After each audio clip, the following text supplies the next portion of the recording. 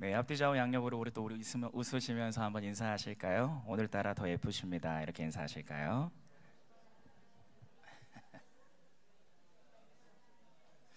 네, 예전에 비해서 인사가 많이 느신 것 같으신데요. 목소리도 더 커진 게 제가 깜짝 놀랐습니다. 한 번 더 인사합시다. 오늘따라 더 귀여워 보이십니다. 이렇게 한번 인사하겠습니다. 예, 시작. 예.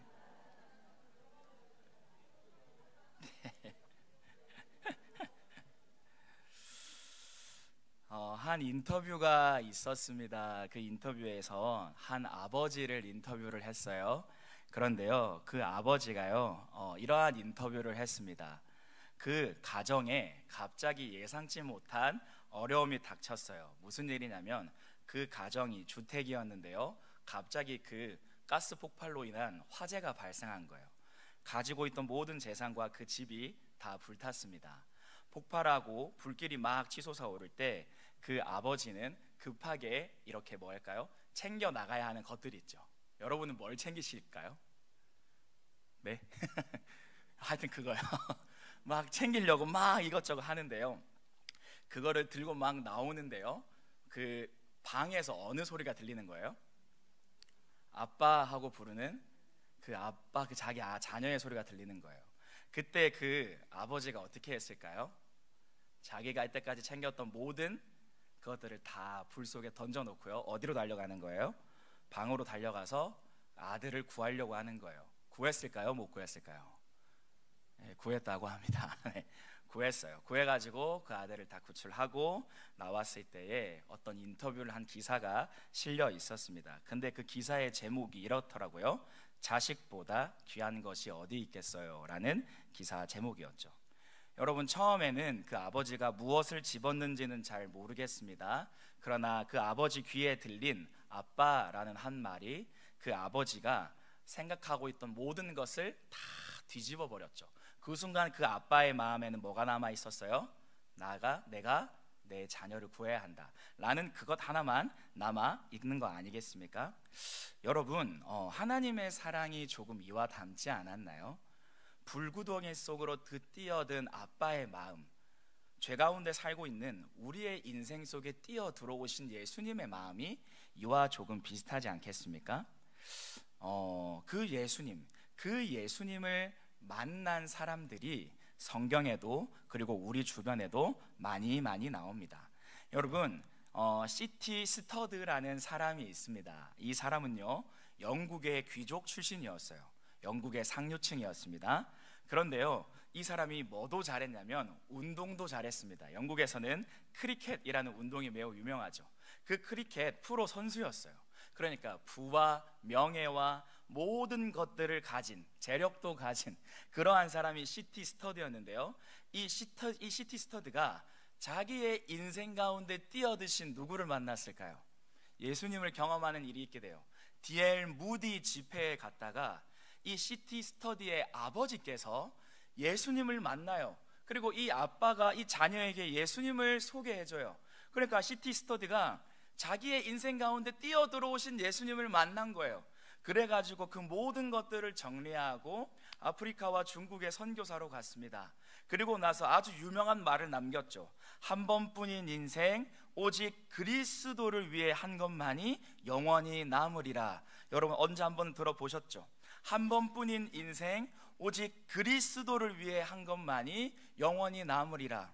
제가 아는 한 목사님의 친구 목사님의 교회에서는, 거기 청년부에서는 청년부들이 예배를 마치고 집에 갈 때 이 구호를 외치고 돌아간대요. 한 번뿐인 인생 오직 그리스도를 위해 한 것만이 영원히 남으리라 하고 외치고 집으로 간대요. 굉장히 부담스러울 것 같죠? 저는 굉장히 부담스러울 것 같습니다. 그렇게 말하고 간대요. 여러분, 오늘 본문에는 비슷한 고백을 하는 사람이 등장하는 거 아십니까? 그의 이름은 바울입니다. 그는 오늘 본문에서 7절에서 이렇게 말하고 있습니다. 내게 유익하던 것을 내가 다 해로 여긴다. 8절에서는 뭐라고 고백하고 있습니까? 내가 내게 유익하던 것을 다 배설물로 여긴다. 왜냐? 그리스도를 아는 지식이 가장 고상하기 때문이다 라고 말하고 있죠. 여러분, 이 말씀을 잠잠히 묵상하면서 하나님이 마치 이러한 마음을 주시는 것 같았습니다. 그게 어떠한 마음이냐면요, 하나님은 오늘도 일하시는데요, 어떻게 일하시기를 원하시냐면 저와 여러분의 뭘 바꾸기를 원하시는 거예요? 고백을 바꾸기를 원하시는 거예요. 하나님은 오늘, 나의 하나님은 오늘 내 인생 가운데 일하십니까? 아멘이십니까 여러분? 우리 살아계신 하나님은 나의 인생 가운데 역사하십니까? 아멘이죠. 그런데 하나님이 어떻게 역사하기를 원하시는 거예요? 오늘 내 입에서 나오는 고백을 바꾸기를 원하는 거예요. 고백을, 제가 여기 앉아 있을 때 마치 하나님이 이런 말씀을 말씀하시는 것 같았어요. 제가 잘못 들었을 수도 있습니다. 만구 제 생각일 수도 있습니다. 우리 찬양팀에서 그대 폭풍 속을 걷고 있을 때 엄청 젊은 찬양을 많이 하세요. 저희 청년들보다 더 젊으신 것 같아요. 예, 폭풍 속을, 이거 엄청 청년들한테 핫한 찬양이거든요. 폭풍 속을 걷고 있을 때, 비바람을 마주해야 할 때 이 찬양이 있잖아요. 근데 하나님이 마치 뭐라고 말씀하시는 것 같냐면, 종원아, 폭풍 속을 걷는 것 같을 때, 너가 너 인생 가운데 비바람을 마주하는 것 같을 때 진짜 너의 인생을 붙들어 주는 게 뭘 것 같니? 이렇게 마치 물어보시는 것 같은 거예요. 그리고 마치 하나님이 답을 주시는 것 같았어요. 너가 나를 어떻게 고백하는지다. 너가 나를 향한 그 고백, 네가 나를 향한 그 신앙의 고백이 네가 폭풍 속을 걷든 비바람을 마주하게 되든 그게 너의 인생을 붙들어 주는 거야 라고 말씀해 주시는 것 같았어요. 그러니까 오늘 설교가 조금 다시 정리가 되는 것 같은 거예요. 왜 하나님은 오늘 우리의 고백을 바꾸시고 싶어 하실까요? 왜냐하면 그 고백이 여러분을 붙들어 주게 될 줄로 믿습니다. 하나님 안에서 바뀌어진 고백, 하나님 앞에서 새로워진 그 고백이 여러분의 인생을 붙들어 주는 거예요. 그러면 오늘 내가 하나님을 새롭게 고백하기 위해서, 내가 나의 인생을 붙들어 줄 그 하나님을 향한 고백을 새롭게 하기 위해서 내가 오늘 해야 할 것이 있다면 그것이 무엇일까? 우리 두 가지로 한번 보기를 원합니다. 우리 8절, 본문 말씀 8절을 다시 한번 더 다 같이 읽어보기를 원합니다. 다 같이 읽겠습니다. 시작. 또한 모든 것을 해로 여김은 내 주 그리스도 예수를 아는 지식이,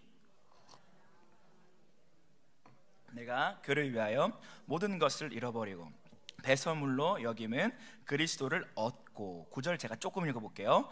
그 안에서 발견되려 함이니. 여러분, 이 본문은 우리에게 무엇을 가르쳐주고 있습니까? 이 세상에서 가장 귀한 가치는 누구이십니까? 예수 그리스도임을 가르쳐주고 있는 거예요. 어떤 목사님은 이렇게 설교하시더라고. 청년들한테 이렇게 설교하시는 거예요. 청년 여러분, 우리가 왜 건강하게 연애하고 건강하게 결혼해야 됩니까? 가장 귀한 가치이신 예수 그리스도 때문에. 우리가 왜 전문성을 익히고 세상에 나가 전문성 있게 세상을 섬겨야 합니까? 가장 귀한 예수 그리스도 때문에. 내가 오늘 나의 건강을 관리하며 내 인생을 잘 봐둬야 할 이유는 무엇입니까? 가장 귀한 가치이신 예수 그리스도 때문에. 그래서 오늘 본문은 이렇게 말하는 거예요. 예수 그리스도가 가장 귀한 가치이시다. 여러분, 오늘 첫 번째 대지를 이렇게 잡아보았습니다. 내가 하나님을 향한 고백이 새로워지기 위해서는요, 여러분, 첫 번째입니다. 나의 안정감의 근거를 한번 생각해 보셔야 되는 거예요. 여러분, 바울은 어떤 사람입니까? 4절과 5절 보시면 이렇게 말하고 있습니다.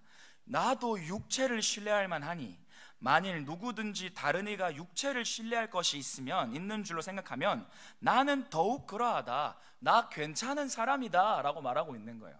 나 제법 뛰어난 사람이다 라고 말하고 있는 거예요. 그러면서 5절에 뭐라고 말하고 있습니까? 8일 만에 할례받고 이스라엘 족속이고 왕을 배출했던 베냐민 지파고 히브리인 중에 히브리인이고 열심도 많았고 막 이렇게 설명하고 있는 거예요. 여러분, 바울은요, 그 학력에 있어서도 당대 최고인 가말리아 지파에게서 훈련받았던 사람 아닙니까? 또요, 바울의 가정과 집안이 요즘으로 따지면 뼈대 있는 집안, 안정적이고 남들한테 멸시받지 않을 수 있는 그런 그런 집안이었잖아요. 바울의 재능은 뭐였죠? 바울은 글을요 너무 잘 썼어요. 로마서만 봐도 이렇게 잘 쓸 수가 있습니까? 또 바울의 열정은요, 다메섹까지 갈 수 있을 정도로 열정이 뛰어났단 말이에요. 그런데요, 이러한 것들이 이러한 바울의 고백이, 이런 것들을 의지하던 바울이 예수님을 만나고 바뀌었어요. 어떠한 고백으로 바뀌었어요? 나 이제 이것들 뭐처럼 여긴다? 배설물처럼 여긴다. 저는 오늘 이걸 이렇게 해석하고 싶어요. 이제 나의 안정감은 거기에 있지 않다. 내가 뛰어난 가문 지파에 있는 것이 더 이상 나의 안정감이 아니다. 내가 열심히 있다는 나의 특성, 나의 특질이 나의 안정감이 아니다. 오직 나의 안정감은 예수 그리스도다 라고 바울이 말하고 있는 거죠.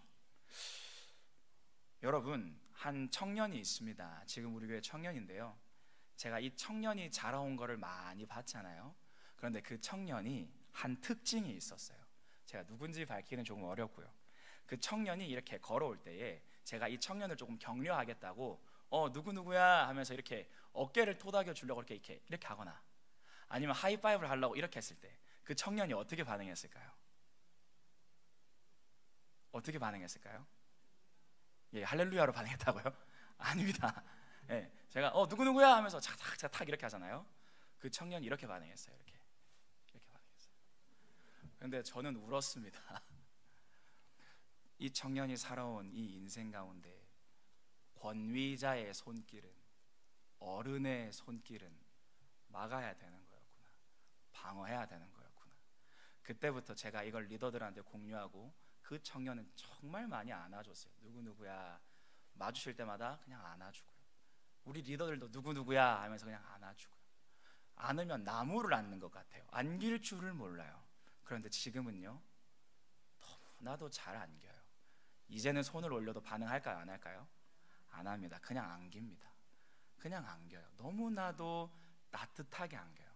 그리고 저도 안아주는 게, 리더들도 안아주는 게 기분이 너무 좋아요. 여러분, 그 청년이 이렇게 말하더라고요. 옛날엔 그 손이 무서웠다고.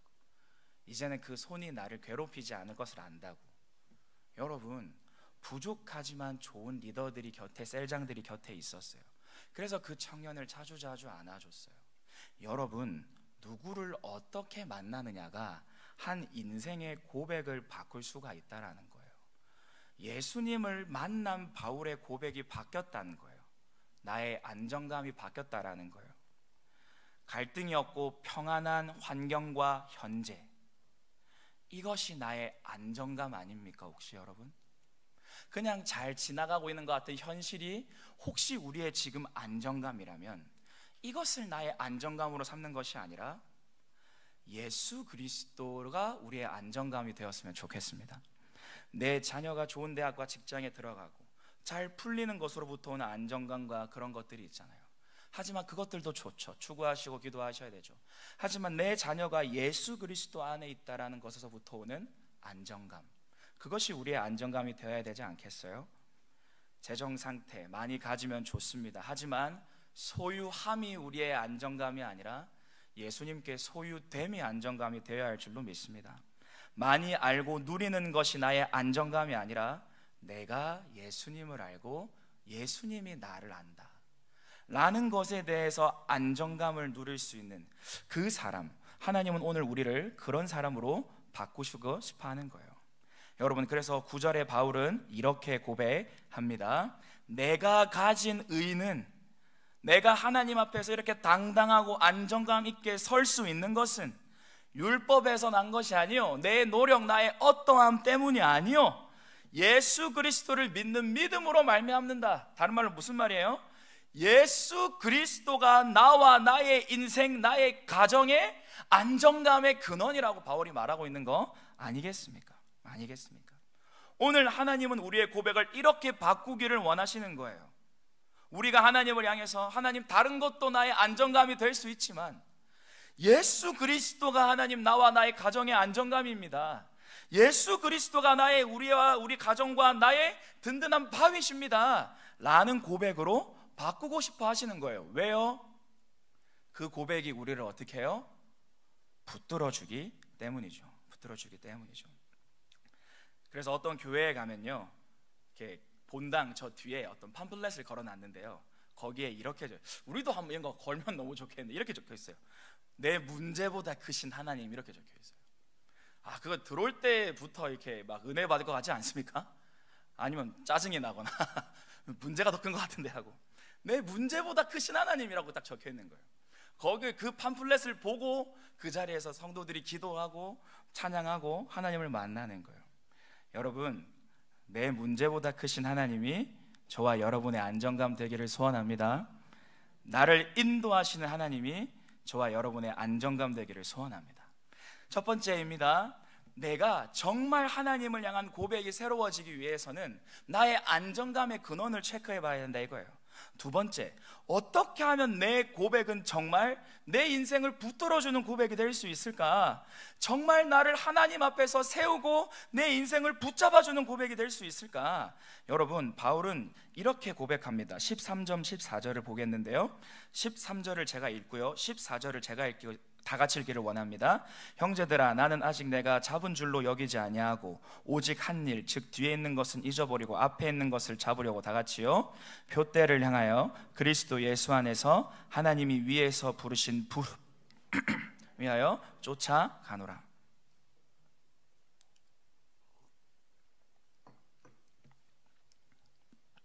여러분, 바울은 뭐라고 고백하는 거예요? 나 이제껏 내 인생을 빛나게 한다고 생각했던 모든 건 나 이제 다 뒤로 하고, 정말 빛나는 어떤 가치, 정말 나를 가슴 뛰게 하고 내 인생을 붙잡아주는 가치, 나 그걸 이제 쫓아가기를 원한다. 나 그걸 내 표대 삼기를 원한다 라고 하고 있죠.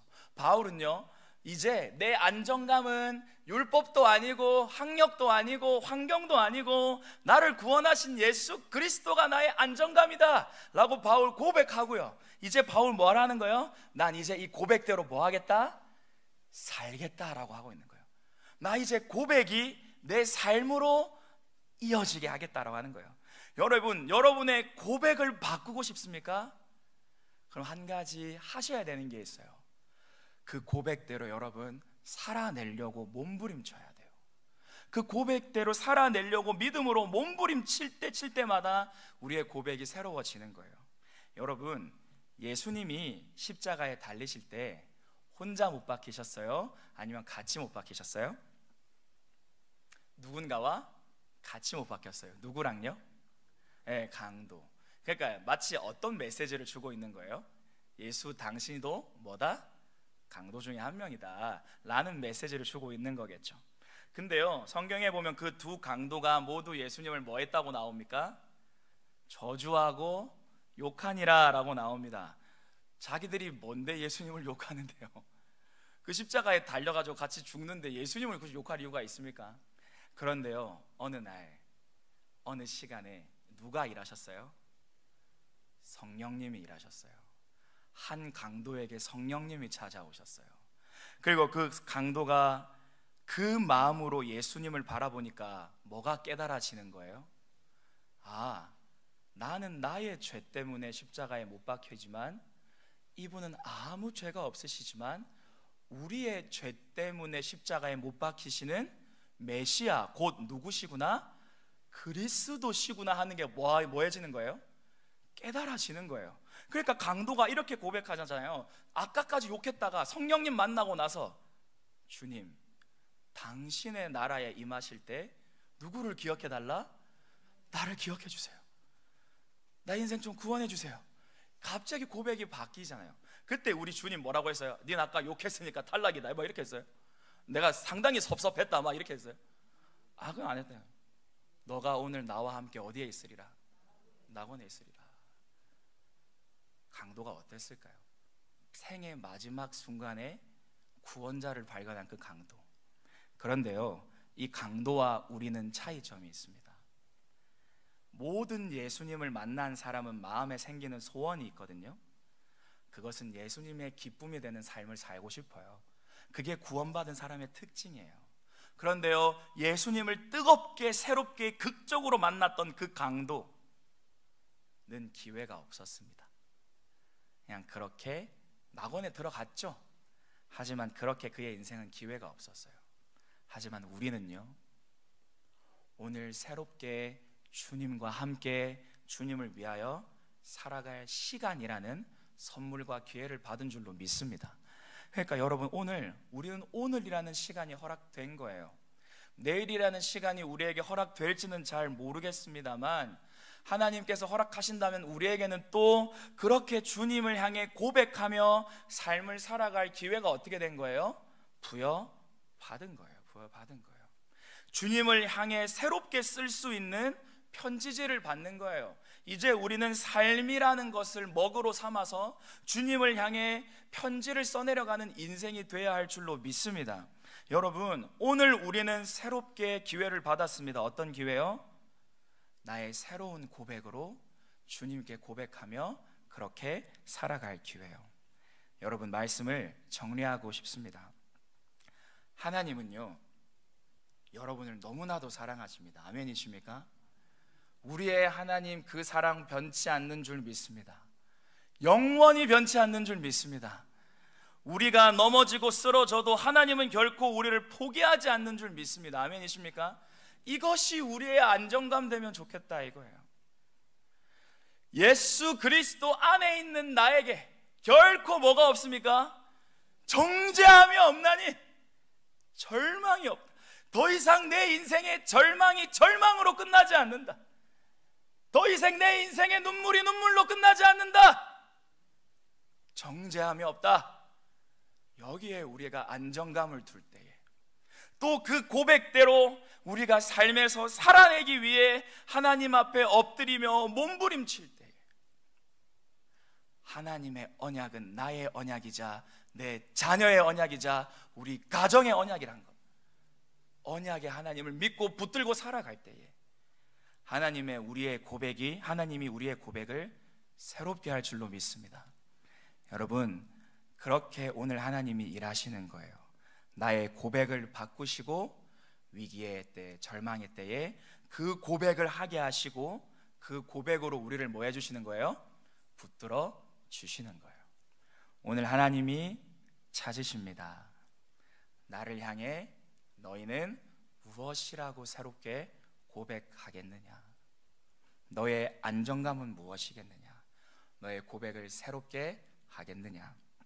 그때에 하나님, 제가 하나님을 향한 고백이 날마다 새로워지기를 소원합니다. 아멘이십니까? 하나님을 향해 날마다 새로워진 고백으로 하나님과 동행하기를 원합니다 하는 그러한 마음으로 우리 동산교회가 더욱더 날마다 새로워졌으면 좋겠습니다.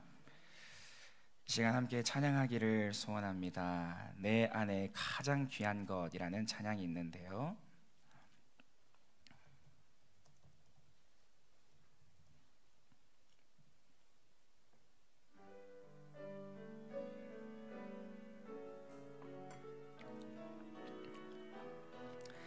계속 반주를 조금 부탁드립니다. 여러분, 오늘 예수님을 향해서 뭐라고 고백하고 싶으세요? 바울은 이렇게 고백했습니다. 내 안에 가장 귀한 것 예수를 알미라. 금은보다 더 귀한 것 예수를 알미라. 세상 지식보다 귀한 것 예수를 알미라. 내 안에 가장 귀한 것 예수를 알미라. 오늘 이 바울의 고백에 함께 동참해 보지 않으실래요? 새롭게 고백함으로써 하나님을 새롭게 만나보시지 않을래요? 찬양 가운데 성령님 역사하여 주시기를 간구합니다. 이 시간 찬양하면서 나아가시겠습니다.